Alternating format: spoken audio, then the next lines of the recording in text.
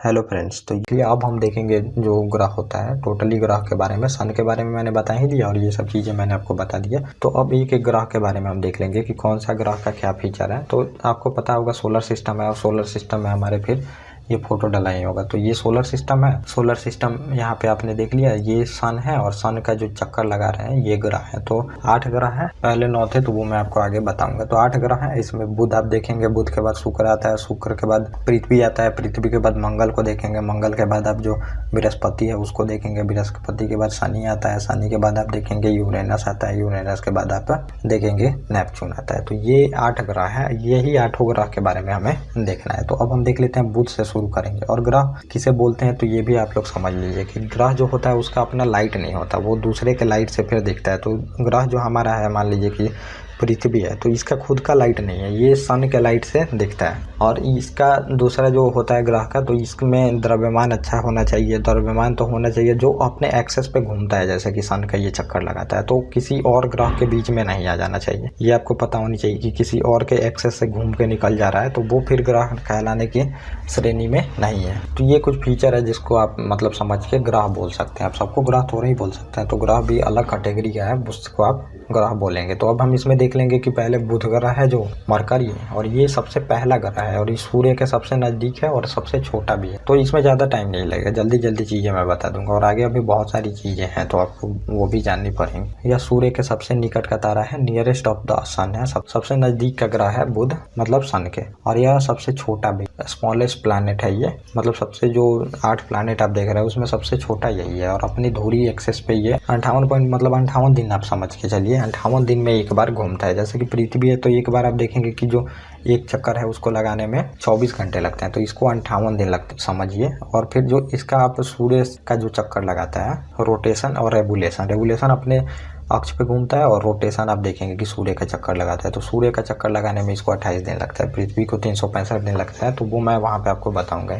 तो इतना टाइम इसको लगता है सूर्य का चक्कर लगाने में, और अपने एक्सेस पे जो है वो घूमने में 58 दिन लगता है। यदि दिन, और यहाँ पे है कि दिन अधिक गर्म होती है और जो रात होती है वो बर्फीली होती है। तो अब जो कार्बन डाइऑक्साइड होता है गैस, जिसे ग्रीन हाउस गैस आप बोलते हैं, रोक के रखता है, जो सूर्य का प्रकाश आता है हमारे लिए तो उसको एब्जॉर्ब करके रखता है। तो वो ग्लोबल वार्मिंग में भी मैं आपको बताऊंगा कि कैसे कार्बन डाइऑक्साइड जो सूर्य का किरण है उसको रोक के रखता है। लेकिन यहाँ पे उसकी मात्रा ही नहीं है, मात्रा नहीं है तो फिर दिन का तो तापमान सूर्य का रोशनी मिलेगा तो बहुत ज़्यादा बढ़ जाएगा, और फिर वो हीट को रोक नहीं पाता जो वायुमंडल है। वायुमंडल नहीं है तो फिर वहाँ से जितनी भी गैस है वो फिर निकल के चली जाएंगे तो वो बर्फीला तुरंत बन जाएगा, ठंडा हो जाएगा पूरा। तो ये है इसमें। और फिर है कि मास जो है, ये द्रव्यमान पृथ्वी का 18वां भाग है, तो 18 गुना कम है इसका मास, मतलब कम है। अब समझिए कि मास, लोहे का अलग मास होता है और रुई का अलग मास है, समझिए जो मिट्टी है उसका अलग मास है। तो इसका मास कम है पृथ्वी से, 18वां भाग है समझिए इसका मास। और इसका गुरुत्वाकर्षण जो ग्रेविटी होता है ये पृथ्वी से 3/8वां भाग है, मतलब पृथ्वी से ग्रेविटी भी इसकी इतनी कम है। समझिए कि पृथ्वी का लगभग 35-36%, अगर पृथ्वी पे 100% ग्रेविटी है तो 35-36% इस पे ग्रेविटी है बुध पे। तो ये अपने बुध के बारे में देख लिया, ज़्यादा चीज़ें नहीं देखनी। तो यूपीएससी में उतना डीपली मतलब फैक्चुअल क्वेश्चन कम ही आते हैं, लेकिन ये सब पूछ के स्टेटमेंट बनाए गए हैं, आप देख सकते हैं प्रीवियस ईयर पेपर में, और आगे भी बन सकते हैं। और फिर अगला ग्रह है हमारा सूर्य, तो ये सेकंड है डिस्टेंस में सूर्य से, तो इसको हम सेकंड नंबर पे देख रहे हैं। तो यह ग्रह है, ये पृथ्वी के निकटतम है, मतलब पृथ्वी से सबसे निकट ग्रह है ये जो शुक्र है। आगे वाले साइड में देखेंगे और पीछे वाले साइड में आप देखेंगे कि मंगल आएगा पृथ्वी के बाद। और यह सौर मंडल में दूसरा सूर्य से निकटतम ग्रह है, तो बुध के बाद ये आएगा। और इसको शाम का तारा, इवनिंग स्टार, या फिर सुबह का तारा, मॉर्निंग स्टार भी बोला जाता है। ये ज़्यादा प्रसिद्ध इस नाम से है। यह सबसे गर्म ग्रह है, हॉटेस्ट प्लैनेट है, क्योंकि यहाँ पे आप देखिएगा कि जो कार्बन डाइऑक्साइड है 90 से 95% मिलती है। और कार्बन डाइऑक्साइड क्या करती है, सूर्य का जितना भी रोशनी आएगा वो एब्जॉर्ब कर लेगा, उसको जाने नहीं देगा। तो फिर ये सबसे हॉटेस्ट प्लैनेट बन जाता है। और वही कार्बन डाइऑक्साइड की मात्रा हमारे यहाँ पे थोड़ा सा बढ़ रही है इंडस्ट्रियल रेगुलेशन की वजह से, तो फिर आप देखेंगे कि ये ग्लोबल वार्मिंग में चेंज हो रहा है। तो ये है यहाँ पे सबसे गर्म ग्रह मानते हैं, क्योंकि वह सूर्य से सबसे नजदीक है। तो इसका ये रीजन नहीं है, ये गैस के कारण सबसे ज्यादा। मानिए कि बुध तो सबसे नजदीक है, लेकिन सबसे गर्म ग्रह तो ये है, तो ये यहाँ पे लॉजिक सही नहीं है। यहाँ रात और तथा दिन के तापमान टेम्परेचर का लगभग समान ही रहता है, क्योंकि जितना भी अब सूर्य रोशनी देगा उसको ये हमेशा बनाए रखता है, उसको अब हमेशा ऑब्जर्व करके रखेगा, क्योंकि कार्बन डाइऑक्साइड यहाँ पे ज़्यादा है। और शुक्र ग्रह पर वायुमंडल में समझिए कि CO2 जो गैस है कार्बन डाइऑक्साइड, ये 90 से 95% है और इसका कोई उपग्रह नहीं है और बुध का भी कोई उपग्रह नहीं है, तो ये आप समझ सकते हैं। और इसको जो पृथ्वी की बहन भी बोला जाता है, sister planet of the earth बोला जाता है, क्योंकि पृथ्वी और शुक्र के कई लक्षण एक समान दिखते हैं। भार, आकार जो है ये सब समान दिखते हैं, इस वजह से इसको मतलब पृथ्वी की बहन बोल दिया जाता है। यह सूर्य का परिक्रमा 225 दिन में पूरा करता है, मतलब एक चक्कर सूर्य का लगाता है। इसके चारों ओर जो है ये सल्फ्यूरिक एसिड के जमे हुए बादल है, तो बादल जो इसके चारों तरफ देखेंगे ये सल्फ्यूरिक एसिड जमा हुआ बादल है। तो ये आप देख सकते हैं, यहाँ पे है ये शुक्र ग्रह देख रहे हैं, ये दूसरे नंबर का प्लैनेट है। और अब हम देख लेते हैं पृथ्वी ग्रह को, क्योंकि शुक्र के बाद आएगी पृथ्वी, तो पृथ्वी हमारा जो हम जहाँ जिस पे रहते हैं वो आपको देखना पड़ेगा। और पृथ्वी कहाँ है, सन से इसका आकार आप देख सकते हैं, सन से आकार तो बहुत छोटा है, और जो पृथ्वी है ये तीसरे नंबर पे यहाँ पे आप देख रहे हैं, और सन तो बहुत बड़ा है अपने आप में, वो हमारे कल्पना से ही ऊपर है। तो पृथ्वी का भूमध्य रेखीय व्यास जो है इक्वेटोरियल डायमीटर ये 12,756 किलोमीटर है, और मील में आप देख सकते हैं 7,927 है। और एवं ध्रुवीय जो व्यास है पोलर डायमीटर ये 12,714 है, और 7,900 मील में आप देखिएगा तो होगा। तो ये आप थोड़ा सा समझ लीजिए कि ये क्या बोल रहा है। तो ये जो पृथ्वी है ये गोल है, आपको पता है, तो ये जो है मान लें पोलर डायमीटर,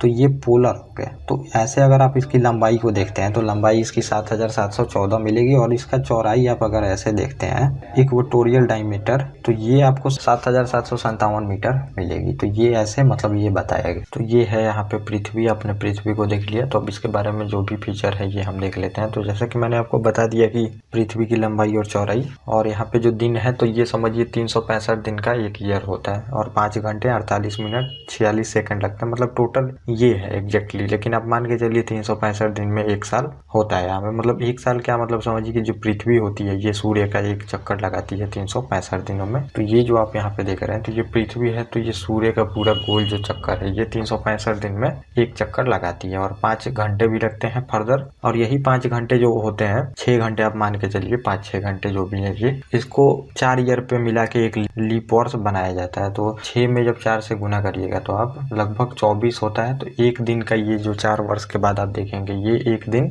एक्स्ट्रा साल होता है। तो लीप वर्ष में आप देखेंगे 366 दिनों का एक वर्ष होता है इसमें लीप वर्ष। और पृथ्वी क्या होती है, तो पृथ्वी अपने जो धुरी है इस पे पश्चिम से पूर्व घूमती है। पश्चिम से पूरब घूमेगी तो पूरब से फिर सूर्य का उदय होगा। तो घूमती तो उल्टा है, लेकिन सूर्य आप देखेंगे कि उदय जो है ये पूर्व में होगा, इसी वजह से। तो ये जो पृथ्वी घूमती है तो ये पश्चिम से पूरब घूमती है, मतलब अपना जो रोटेशन करती है। और इसका जो घूमने का स्पीड है तो ये भी आप देख सकते हैं 1610 किलोमीटर प्रति घंटा है, मतलब प्रति घंटा में ये 1610 किलोमीटर घूमती है। और इसकी गति के कारण ये 23 घंटे 56 मिनट 4 सेकंड में लगभग एक चक्कर अपना लगा लेती है। तो एक बार अपने मतलब अगर आप हैं तो पूरी एक चक्कर घूम लेते हैं, तो वही पृथ्वी को एक चक्कर पूरा अपना घूमने में 23 घंटे 56 मिनट 4 सेकंड लगता है। 24 घंटा बोला जाता है इसको, तो 24 घंटा आप मान के चलिएगा इसको। और जो पृथ्वी है तो इसकी जो दूरी है ये जनवरी को न्यूनतम होती है मिनिमम सूर्य से दूरी का मैं बता रहा। 3 जनवरी को सबसे कम दूरी होती है, और जो 4 जुलाई है सबसे अधिकतम मैक्सिमम दूरी होती है सूर्य से। तो जैसे कि अब ये सूर्य है, मान लीजिए ये सूर्य है और इसका चक्कर पृथ्वी लगा रही है, तो अब इसका भी ये नहीं कि बराबर है ये, तो एक बार आप देखिएगा कि मतलब ये जो डिस्टेंस है ये ज़्यादा है, ये डिस्टेंस है जो कम है। तो अब 3 जनवरी को ये सबसे कम वाले दिनों पे आती है, और 4 जुलाई को ये सबसे दूर वाले डिस्टेंस पे आती है। तो यही यहाँ पे बताया गया है। और फिर यही जो दूरी आप देखेंगे कि 3 जनवरी को सबसे न्यूनतम दूरी पे रहती है, तो 3 जनवरी को पृथ्वी के उत्तरी गोलार्ध में आप देखेंगे तो पृथ्वी भी फिर बटी हुई है। तो ये मैं आपको बताऊंगा। तो पृथ्वी को अगर इक्वेटर बीच से बांटते हैं तो ये उत्तरी गोलार्ध है और ये दक्षिणी गोलार्ध है। तो ये मान लीजिए कि नॉर्थ वाला है और ये साउथ वाला इलाका है। तो 3 जनवरी को जब सूर्य रहता है तो इधर वाले इलाकों पे रहता है, मतलब इधर नजदीक रहता है, तो सूर्य का रोशनी इधर ज्यादातर पड़ते रहता है। लेकिन अब देखिएगा तो मतलब जो 4 जुलाई है तो 4 जुलाई को पृथ्वी का समझिए कि इधर उत्तर वाले इलाकों में आता है, तो सबसे ज्यादा सूर्य का रोशनी इधर पड़ता है। तो अब समझिए कि जो 3 जनवरी है तो 3 जनवरी को जो सूर्य का रोशनी है, एक तो सूर्य नजदीक भी आ चुका है और सूर्य का रोशनी फिर पड़ रहा है। तो इस वजह से आप देखेंगे कि नजदीक आने से जो सूर्य का रोशनी होगा ये ज्यादा हो जाएगा, और ज्यादा होगा तो फिर क्या होगा, ये जो ऑस्ट्रेलिया वाला इलाका है, साउथ वाला इलाका, क्योंकि ऑस्ट्रेलिया जो कॉन्टिनेंट है तो वो साउथ में पड़ता है। अब साउथ में पड़ेगा तो फिर क्या होगा, यहाँ पे गर्मी ज़्यादा पड़ेगी, क्योंकि 3 जुलाई को एक तो सूर्य सबसे नज़दीक भी है और दूसरा है कि दक्षिण में अभी गर्मी पड़ रहा है क्योंकि सूर्य इस इलाकों में है। तो इसी वजह से जो माना जाता है ऑस्ट्रेलिया में सबसे ज़्यादा जंगलों में आग लगती है, क्योंकि एक तो नज़दीक है, यहाँ पे सबसे नज़दीक है और गर्मी का दिन है इस वजह से। तो ये फर्दर मैं आगे भी क्लियर करूँगा आपको एनवायरनमेंट वाले सेक्टर में। और ये जो न्यूनतम दूरी होती है इसको उपसौर बोला जाता है पेरीहेलियन, और जो अधिकतम दूरी होती है इसको सूर्योच्च बोला जाता है एफहेलियन कहा जाता है। तो ये न्यूनतम और जो अधिकतम दूरी होती है इसको बोला जाता है। तो अब हम देख लेते हैं चंद्रमा के बारे में। तो चंद्रमा हमारा पृथ्वी का उपग्रह है। तो ये है चंद्रमा, आप देख सकते हैं यहाँ पे। और चंद्रमा पृथ्वी का चक्कर लगा रहा है और साथ में सूर्य का भी चक्कर लगा रहा है, क्योंकि पृथ्वी सूर्य का चक्कर लगा रही है। तो ये है। तो अब हम चंद्रमा के बारे में देख लेते हैं। ये पृथ्वी का उपग्रह है जो कि पृथ्वी से समझिए 3,85,000 किलोमीटर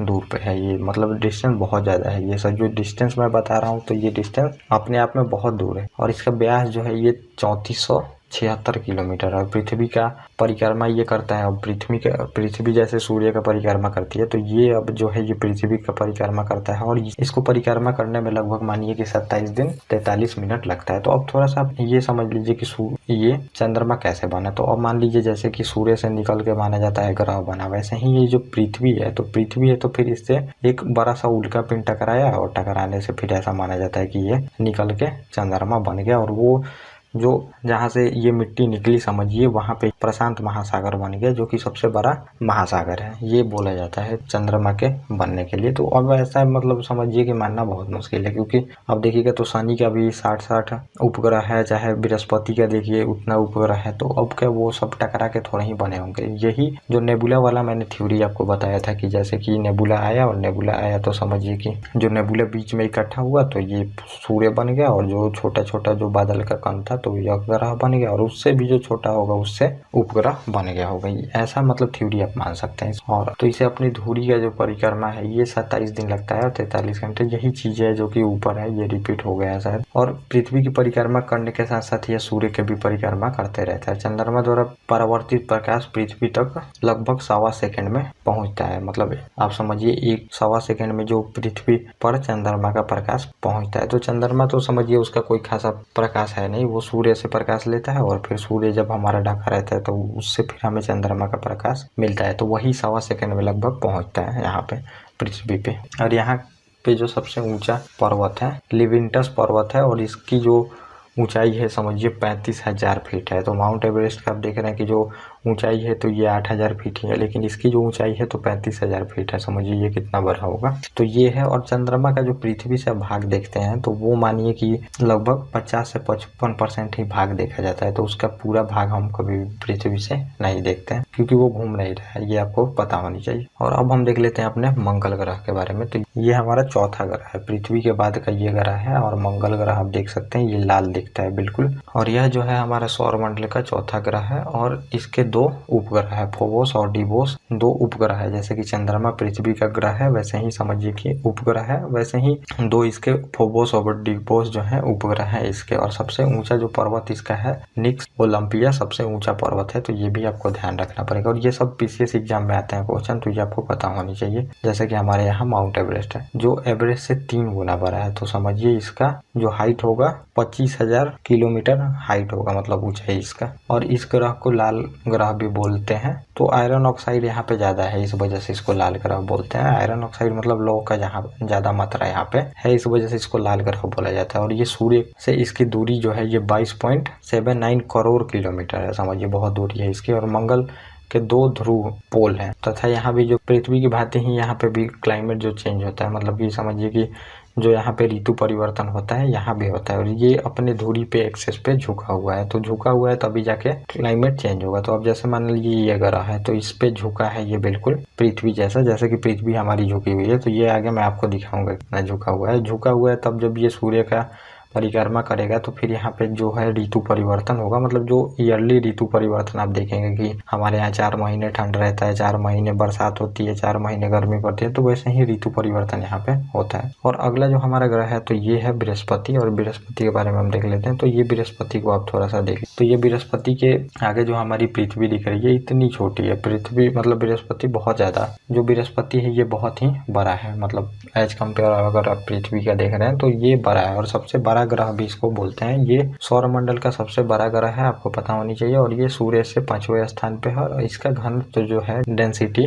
पृथ्वी के घनत्व का 1/4 है। तो समझिए पृथ्वी का अगर घनत्व 100% है तो इसका जो घनत्व है डेंसिटी ये 25%। और यह सूर्य की परिक्रमा 11 वर्ष में करता है। जैसे कि पृथ्वी 1 वर्ष में करती है 1 बार परिक्रमा, इसको 11 वर्ष लग जाते हैं सूर्य का एक चक्कर लगाने। जैसे कि पृथ्वी जो है ये सूर्य का चक्कर लगाने में 1 वर्ष लगाती है, वैसे ही इसका जो टाइम पीरियड है लगभग समझिए 12 वर्ष इसको लग जाता है एक चक्कर लगाने में सूर्य का। और इसका द्रव्यमान सौरमंडल के सभी ग्रहों का 71% एवं आयतन जो वॉल्यूम है उनका 1.5 गुना है। तो अब समझिए कि जो पूरा सौरमंडल में सभी ग्रह हैं उनके द्रव्यमान का लगभग 71% इसी के पास सबका है, क्योंकि सबसे बड़ा है तो सबसे ज्यादा मतलब 71% चीजें जितनी भी ग्रह हैं उनकी चीजें इसी में, और जो वॉल्यूम है उसका 1.5 गुना है। मतलब समझिए कि पूरा ग्रह है जो उसको अलग मिला दीजिए और इसको मिलाइए तब भी ये 1.5 गुना है। और यह तारों की तरह सूर्य से प्राप्त ऊर्जा एनर्जी से 2 गुना या तिगुनी ऊर्जा उत्सर्जित करता है। तो जैसा तारे मतलब एनर्जी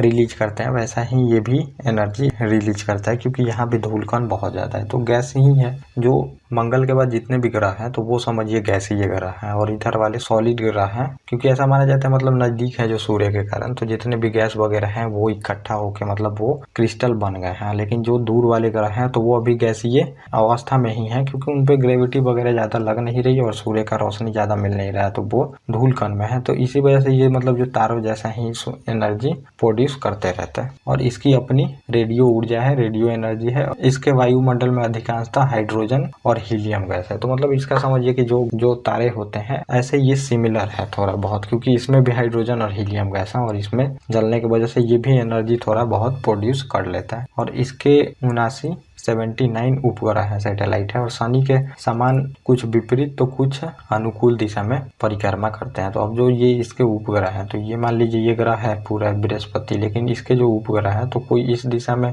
परिक्रमा करता है, लेकिन कोई जो उपग्रह है तो ये इस दिशा में, दोनों दिशाओं में परिक्रमा करते हैं। और ये शनि के साथ भी है, क्योंकि शनि का भी उपग्रह बहुत है तो उसके भी दोनों दिशा में उपग्रह जो है ये परिक्रमा करते हैं। तो ये आपने समझ, और ये जो आप सभी चीजों को देखेंगे कि एक दूसरे से कैसे रुकी हुई है, तो ये बिल्कुल आप समझिए जैसे ये ग्रह है और ये मान लीजिए सूर्य है, ये ग्रह है, ये ग्रह है, ये ग्रह है, और फिर इसके उपग्रह है। तो सब माना जाता है कि सबके ग्रेविटी के कारण एक दूसरे को रोक के रखा है। और फिर इधर से भी दूसरा सूर्य होगा, मतलब स्टार होगा, और दूसरा ब्लैक होल भी होगा समझिए, और सबको मतलब सब थाम के बैठे हैं ऐसा माना जाता है। जैसे कि धागा आप बांधते हैं एक खंबे से दूसरे खंबे में बांधते हैं धागा, वैसे ही मतलब ये टिका हुआ है, एक धागे से दूसरा धागा ग्रेविटी के कारण जुड़ा हुआ है, और ये ग्रेविटी मतलब इसको कंट्रोल करके रखी है, उसी में घूम भी रहे हैं क्योंकि ग्रेविटी सब पे लग रही है। और फिर अगला जो ग्रह है ये शनि ग्रह है। तो शनि ग्रह के बारे में आप देख लीजिए। तो शनि ग्रह में है कि यह नंगी आंखों द्वारा दिखने वाला सबसे दूर का ग्रह है। तो इसको नंगी आंखों से भी देखा जा सकता है, और बुध को भी नंगी आंखों से देखा जा सकता है, ये भी आपको पता होनी चाहिए। शुक्र को भी नंगी आंखों से देखा जा सकता है, ये आपको पता होनी चाहिए। और यह बृहस्पति के बाद दूसरा सबसे बड़ा ग्रह है। तो शनि ग्रह के बारे में आप जानते हैं। तो शनि ग्रह को आप लोग देख लीजिए, ये हमारा सूर्य है, और ये बुध है, ये शुक्र है, और ये हमारा पृथ्वी है, और ये फिर मंगल है, और ये बृहस्पति है, और ये हमारा शनि है। और शनि में रिंग बने हुए हैं। तो ये समझिए ये जो रिंग है चारों तरफ से इसको घेर के रखे हैं, धूल के कण ही से समझिए रिंग बना हुआ। और इसका जो व्यास है डायमीटर, तो ये 12 लाख मीटर व्यास है। व्यास समझिए मतलब उसका साइज लगभग मानिए व्यास। और यह सूर्य की परिक्रमा 29 वर्ष में करता है। तो जो जितना डिस्टेंस पे है, जितना दूर पे है, उसको उतना टाइम लगेगा सूर्य की परिक्रमा करने में, ये आपको पता होनी चाहिए। और इसका सबसे जो बड़ा उपग्रह है इसको टाइटन बोला जाता है। तो जैसे हमारा चंद्रमा है तो उपग्रह हैं इसके, और इसमें बहुत सारे उपग्रह हैं, लेकिन जो सबसे बड़ा उपग्रह है वो टाइटन। और यह सूर्य से छठे स्थान पे है, ये मैंने आपको दिखाई दिया। और इसका जो घनत्व है ये पृथ्वी से कम है, सबसे ज्यादा घनत्व समझिए पृथ्वी का ही है। और इसके उपग्रह जो है ये टाइटन पर नाइट्रोजन वाला वायुमंडल है, तो नाइट्रोजन गैस की यहाँ पे बहुलता है। और अब हम देख लेते हैं वरुण ग्रह को। वरुण जो है हमारा यूरेनस, इसको आप लोग देख लीजिए, उसके बाद हम वरुण को देखेंगे। तो इसकी जो खोज है ये डिस्कवरी 1781 ईस्वी में हुई थी और विलियम हर्शेल ने की थी इसकी खोज। और यह सूर्य से 7वें नंबर पे है, इसके 15 उपग्रह और इसके चारों ओर 5 बहुत धुंधले जो वलय हैं, ring, alpha, beta, gamma, delta, epsilon, ये रिंग है। तो जैसा कि आप शनि में रिंग देखे थे वैसे ही इसमें भी माना जाता है कि रिंग। और इसके 15 उपग्रह है जो मैंने आपको बता ही दिया। और यही चीजें मतलब फिर से रिपीट हो गई है, जो अल्फा बीटा वाला चीजें मैंने बोला था। तो ये गलती कभी कभी ऐड हो जाती है, तो वो आप लोग स्किप कर दीजिएगा, चाहे मैं करके दूंगा। इसके वायुमंडल में मीथेन गैस की जो है ये बहुलता है और इसको 84 वर्ष लग जाता है सूर्य की एक परिक्रमा करने में। तो ये आप समझ सकते हैं कितना टाइम मतलब ज्यादा इसको लगता है सूर्य की परिक्रमा करने में। और यह एक ऐसा प्लैनेट है जहाँ जो एक ध्रुव से दूसरे ध्रुव तक परिक्रमा कक्ष ऑर्बिट जो है लगातार सूर्य के सामने रहता है। तो मतलब ये इतना झुका हुआ है कि आपको एक जो इसका भाग दिखेगा वो सूर्य की तरफ ही आपको दिखेगा, जो ये भाग है। तो मैं अभी थोड़ा सा आपको दिखा देता हूँ कि कौन ग्रह कितना झुका हुआ है। तो ये आप देखिए कि ये है हमारा बुध ग्रह और एक्सिस पे ये 0 पॉइंट लगभग 1 मानिए कि झुका हुआ है। और ये है जो अपने एक्सिस पे जो शुक्र ग्रह है, ये बिल्कुल जो वीनस है सीधा है, बहुत लगभग माइनर सा झुका हुआ है। जो हमारी पृथ्वी है तो ये लगभग 23.5 मान के चलिए ये झुकी हुई है। और फिर ये जो हमारा मार्स है ये भी लगभग 25.19 झुका हुआ है। जो ग्रह झुका हुआ होगा उस पर मौसम परिवर्तन होगा। अब झुका हुआ मतलब इतना ही नहीं झुक जाए कि पूरी तरह से टिल्ट हो जाए, उस पर फिर मौसम परिवर्तन नहीं होगा। और ये जो है ये जुपिटर ये अपने एक्सेस पर 3.13 झुका हुआ है। और जो फिर हमारा सैटर्न है शनि ग्रह, ये भी लगभग समझिए कि 26.73 झुका हुआ है। और जो ये आप यूरेनस देख रहे हैं तो ये लगभग 97.77 झुका हुआ है।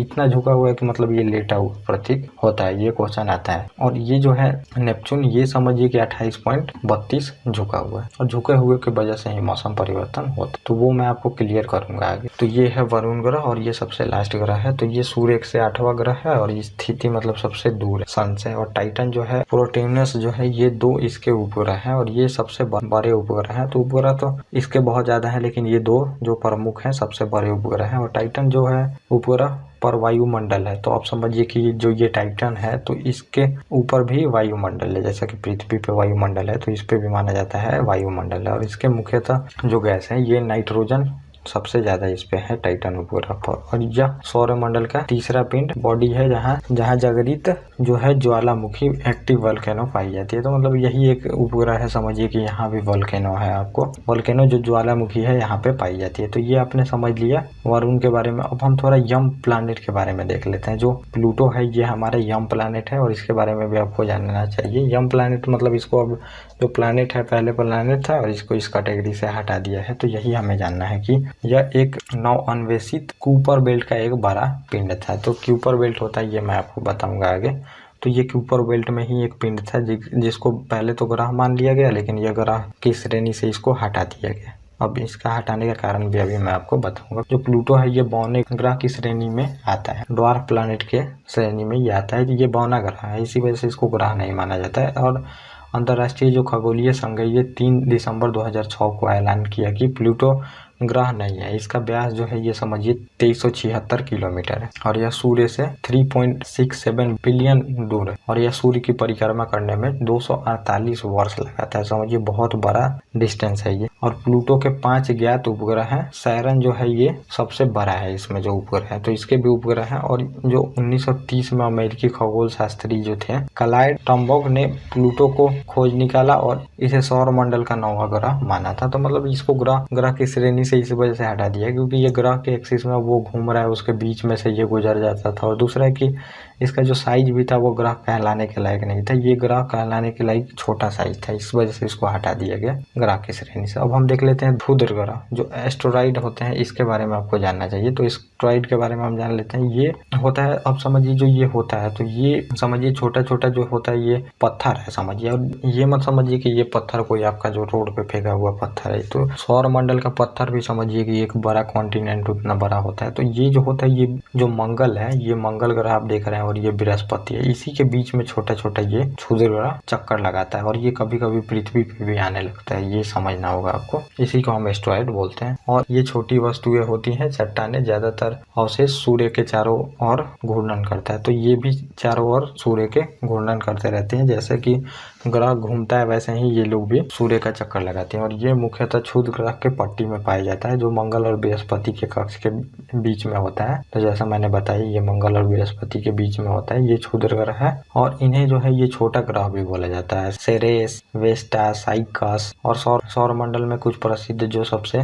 बड़े क्षुद्र ग्रह हैं, इनके नाम है ये। तो ये क्षुद्र ग्रह आपने समझ लिया, और ये कभी कभी पृथ्वी की तरह भी अग्रसर हो जाते हैं। और हम देख लेते हैं उल्का एवं उल्का पिंड किसे कहते हैं, ये भी आपको जान लेना चाहिए। ये सब ज्यादा इंपॉर्टेंट है नहीं समझिए, इससे प्रीलिम्स में ही क्वेश्चन आते हैं, और प्रीलिम्स के लिए मैं आपको करा ही दे रहा हूँ। तो प्रीलिम्स में समझिए कि जितना ये मैंने बताया है ये क्वेश्चन आ भी चुके हैं, और जो आएगा वो भी आप आराम से ईजीपे में बना सकते हैं। तो अब हम देख लेते हैं ये जो उल्का पिंड है, मेटेओराइट बोलते हैं इसको, मेटेओराइट। और इनको शूटिंग स्टार भी बोला जाता है समझिए। ये मतलब चमकते हुए जो पृथ्वी का वायुमंडल है इसमें एंटर करते हैं, और जब वायुमंडल में एंटर करते हैं तो ये जलने लगते हैं, क्योंकि वायुमंडल में होता है घर्षण, दोनों में फ्रिक्शन होता है, और फ्रिक्शन होगा तो फिर वो जलने लगते हैं, और जलने लगते हैं उसके बाद उनका पूरा भाग तो जल के समझिए वायुमंडल में ही खत्म हो जाता है, लेकिन कुछ छोटे से जो भाग बच जाते हैं वो पृथ्वी पे आके फिर कभी कभी समुद्र में गिर जाते हैं। और उल्काएं जो होती है छोटे आकार की चट्टानी सामग्री होती है, जो कि सामान्यतः क्षुद्र ग्रह के टकराव से बनती है एवं पृथ्वी पर पहुंचती है। तो क्षुद्र ग्रह जो मैंने बताया कि यही फिर जो है ये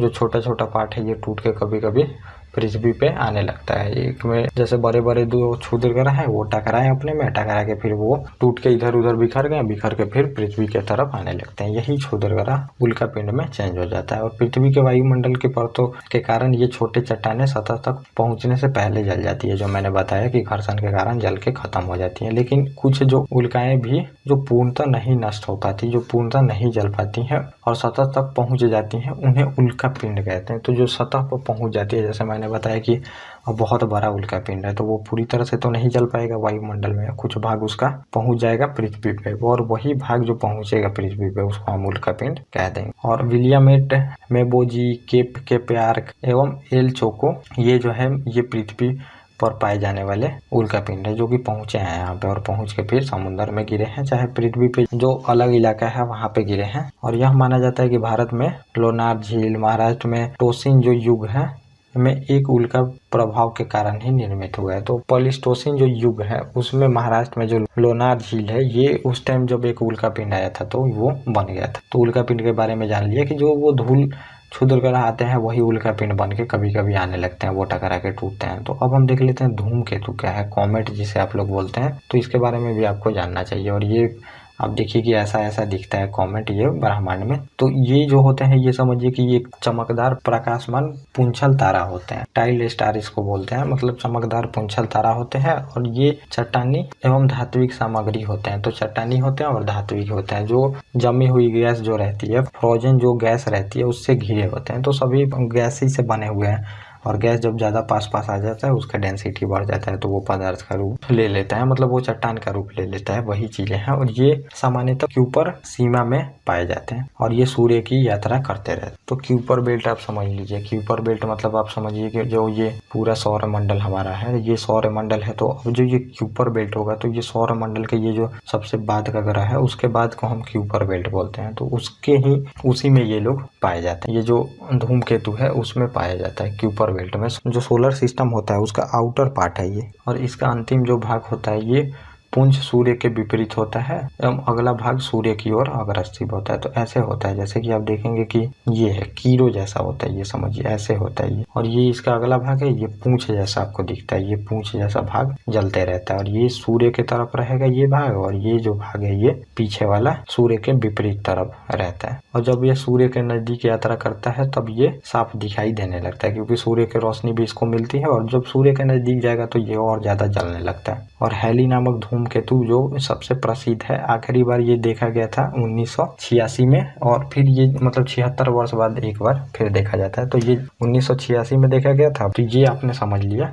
धूमकेतु कॉमेट के बारे में। अब हम देख लेते हैं कि गोल्डीलॉक जोन क्या है। गोल्डीलॉक जोन भी एग्जाम में आ चुका है और फिर ये पीसीएस एग्जाम में आता है, तो ये आपको पता होनी चाहिए। तो ये है गोल्डीलॉक जोन, जो कि जहाँ हमारी पृथ्वी पाई जाती है, जो मतलब सन है, तो ये हमारा मान लीजिए सूर्य है, तो सूर्य से एक डिस्टेंस आप मान लीजिए, यही जो है जिसमें अभी पृथ्वी है, यही जोन मतलब एक डिस्टेंस आप मान लीजिए, ये सूर्य से जो डिस्टेंस है, यहीं पे जो जीवन यापन वाला ग्रह मिलेगा हमें, मतलब यहाँ पे एटमॉस्फेयर हो सकता है, और फिर वहाँ पे आप देखिएगा कि पानी हो सकती है। तो ये एक डिस्टेंस पे ही मिल सकता है, क्योंकि ये जो सूर्य है तो उसके एक डिस्टेंस पे ही मिल सकता है, क्योंकि ज़्यादा नज़दीक हुआ तो पानी फिर वहाँ से भाप बन के निकल जाएगी, फिर वहाँ पे एटमॉस्फेयर भी नहीं रुक पाएगी, ये सब चीज़ें नहीं हो पाएंगी। तो सूर्य से एक डिस्टेंस माना जाता है कि इस डिस्टेंस पे ही जो मानव के रहने के लिए जो ग्रह बन सकते हैं, मतलब पृथ्वी जैसे ग्रह, तो एक डिस्टेंस पे ही बन सकते हैं। इसी को हम फिर जो गोल्डीलॉक जोन बोलते हैं। कि अब जो दूसरे अगर हम सोलर सिस्टम को ढूंढते हैं, और सोलर सिस्टम में फिर अगर हमें जीवन ढूंढनी है, तो पृथ्वी का जो डिस्टेंस अभी सन से है, उसी डिस्टेंस में हमें फिर से उसमें ढूंढना पड़ेगा, तब जाके वहाँ पे ऐसे ग्रह मिल सकते हैं जिसपे जीवन यापन संभव है। मतलब जो टेम्परेचर सेम हो, जो अभी पृथ्वी पर टेम्परेचर मिल रही है सूर्य से, बाकी चीजें सेम हो, वैसे ही जोन को फिर गोल्डीलॉक जोन बोलते हैं। मतलब ये हैबिटेबल जोन है आपके लिए, क्योंकि आगे वाला देख रहे हैं बहुत ज्यादा हॉट है क्योंकि सूर्य से नजदीक है, और जो पीछे वाला आप देखेंगे जो ग्रह है ये बहुत टू कोल्ड लिखा हुआ है यहाँ पे, तो मतलब ये सबसे ज्यादा कोल्ड है, तो यहाँ पे भी जिंदगी संभव नहीं है। ये जस्ट राइट है, यहाँ पे जिंदगी हो सकती है, वायुमंडल भी हो सकते हैं, यहाँ पे ह्यूमन जो है ये सरवाइव कर सकता है। तो जो जिंदगी की उत्पत्ति होती है तो इस क्षेत्र में होगी। तो ये आपने समझ लिया, जो यही बातें लिखी गई है, यह तारों के आसपास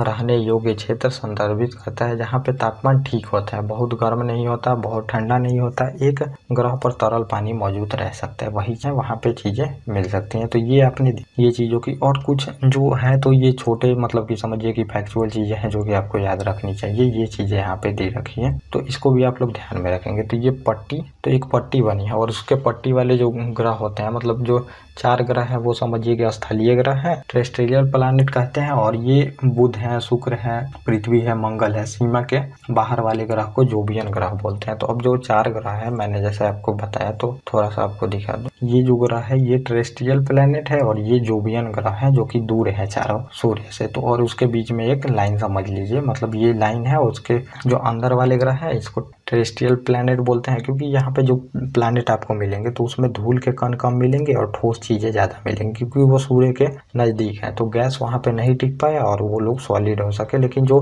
बाहरी प्लैनेट है, जो कि आप देखेंगे उसमें बृहस्पति, शनि, वरुण, अरुण ये मिलेंगे आपको, तो इसमें गैस के कण ज्यादा मिलेंगे। क्यों? और इसका लॉजिक क्या है? क्योंकि गैस के कण ज्यादा मिलेंगे क्योंकि वो सूर्य से ज्यादा दूर है, तो जो गैस है वो ठोस नहीं बन पाया है। और स्थलीय जो ग्रह है ये, मतलब जो पास वाले ग्रह है, ये खनिज और चट्टाने परतों सहित सूर्य के निकट होते हैं। इसमें प्राकृतिक उपग्रह की संख्या कम होती है। जो प्राकृतिक उपग्रह है, तो आप देखेंगे ये चारों ग्रह जो है पास वाले, इसमें उपग्रह कम, और जोबियन ग्रह जो है इसमें गैस ज्यादा मिलते हैं, और इसके चारों तरफ वाले रिंग भी रहती है। इसके प्राकृतिक उपग्रहों की संख्या भी अधिक होती है, क्योंकि जैसा मैंने बताया आपको नेबुला वाला थ्योरी, तो ये नेबुला बीच में समझिए जो गैस आते हैं तो ये बन जाता है आपका स्टार बन जाता है, और जो छोटे छोटे गैस और बनते हैं तो ये ग्रह बन जाता है, और ये फिर समझिए जो दूर वाले होंगे, दूर वाले, तो यहाँ पे आपको उपग्रह बनते हुए मिल जाएंगे, क्योंकि जो ये है सूर्य उसके संपर्क में नहीं जा रहे हैं, और यहाँ पे छोटे छोटे भागों में उपग्रह बन जा रहे हैं, क्योंकि सन से ज्यादा डिस्टेंस है वहाँ पे।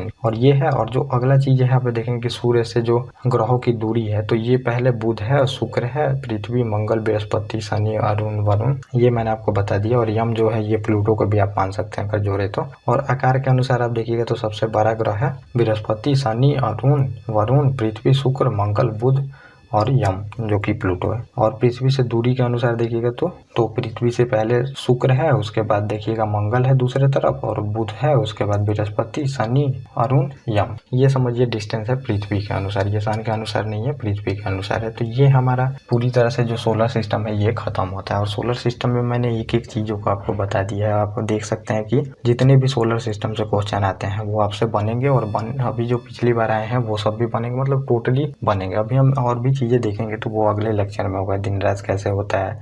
Okay guys, thank you. और आप लोग इस चैनल को सब्सक्राइब कर लें ऐसे इंपॉर्टेंट वीडियो के लिए।